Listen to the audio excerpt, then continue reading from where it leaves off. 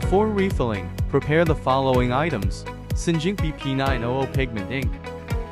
For stoppers, hand drill form. First, carefully remove the sticker label from the cartridge. Using the hand drill, create a 4mm hole at the center top part of the cartridge. Open the ink bottle cap, pierce through the protective foil, and securely close the cap. Insert the tip of the ink bottle into the drilled hole. Gently squeeze ink into the cartridge until it is full.